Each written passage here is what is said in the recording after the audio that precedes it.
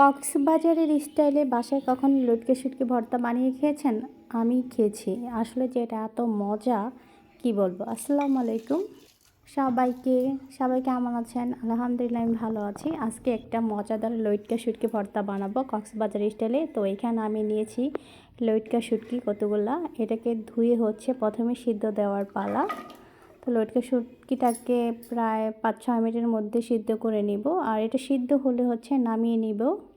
তো আমার সিদ্ধ হয়ে গেছে। এবার একটা ছাঁকনিতে ঝরা দিয়ে একটু ধুয়ে নিব যাতে গন্ধটা চলে যায়। তো এদিকে ধুয়ে নিয়েছি সুন্দর করে। এবার হচ্ছে একটা প্যানে তেল দিব। তেল দিয়ে হচ্ছে শুটকিটাকে ভেজে নিব। শুটকিটাকে ভেজে নিলে হচ্ছে ভর্তাটা খুব মজা হয়। হাতে বানানো ভর্তা তো অনেক মজা। তো এখানে ভাজার মধ্যে আমি একটু হলুদ গুঁড়া দিব, কারণ কক্সবাজারে ওরা হচ্ছে হলুদ গুঁড়া দেয়। আর দিব হচ্ছে পরিমাণ মতো লবণ। লবণ দিয়ে এটাকে ভালোভাবে ভেজে নেব।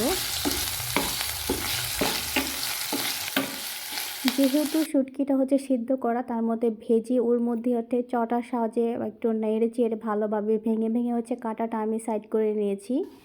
তো দেখতে পাচ্ছেন একটু কাটা নিয়ে এর মধ্যে এটা মুচমুচে করে ভাজা হয়েছে। এবার নামিয়ে নিব। এবার হচ্ছে ভর্তাটা হাতে বানানোর পালা। আর এখানে পেঁয়াজ কুচি করে কেটে নিয়েছি, তার মধ্যে হচ্ছে মরিচের গুঁড়া দিয়েছি, শুকনো মরিচের। আর দেবো পরিমাণ মতো লবণ। আর এখানে দিচ্ছি হচ্ছে ধনে পাতা। তো এটা প্রথমে এটাকে হচ্ছে ভালোভাবে মাখিয়ে নিব, একটু নরম বানিয়ে নিব হাত দিয়ে চটকে চটকে। তো এদিকে আমার হচ্ছে নরম হয়ে গেছে। এবার দেব হচ্ছে খাঁটি সরিষার তেল। তেলটা দিয়ে হচ্ছে ভালোভাবে মাখিয়ে নিব। তো দেখতে পাচ্ছেন এদিকে কিন্তু পেঁয়াজের ভর্তাটাও মনে হচ্ছে যে এটাও এক্সট্রাভাবে খাওয়া যাবে। পেঁয়াজের ভর্তা তো সবাই কম বেশি পছন্দ করেন। তো এদিকে কিন্তু আমার মাখা একদমই শেষ। এবার হচ্ছে ভেজে রাখা লটকে শুটকিটা দিব।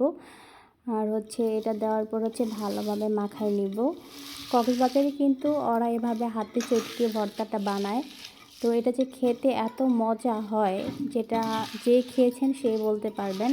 আর আমার বাসায় হচ্ছে এই ভর্তাটা সবাই খুব পছন্দ করে। তো আমিও অনেক পছন্দ করি। তো বাসায় এভাবে বানাবেন, যে আসলে কতটা মজা খেতে। না বানিয়ে খেলে বুঝতে পারবেন না এটা আসলে কত মজা। তো এদিকে আমার ভর্তা বানানো হচ্ছে কমপ্লিট। এই ভর্তাটা আপনি হচ্ছে গরম ভাত কিংবা বউয়া ভাত এটার সাথে যদি খান তাহলে বেশি ভালো লাগবে। তো এদিকে একটা বাটিতে তুলে নিচ্ছি। আমার ভর্তা বানানো একবারে কমপ্লিট। আর যদি আমার ভিডিওটা ভালো লাগে অবশ্যই কিন্তু একটা লাইক কমেন্ট শেয়ার দিবেন। আর এভাবে আমার পাশে থাকবেন সবাই। আর সবাই ভালো থাকবেন, সুস্থ থাকবেন। আজকের মতো এখানেই। সবাইকে আল্লাহ হাফেজ।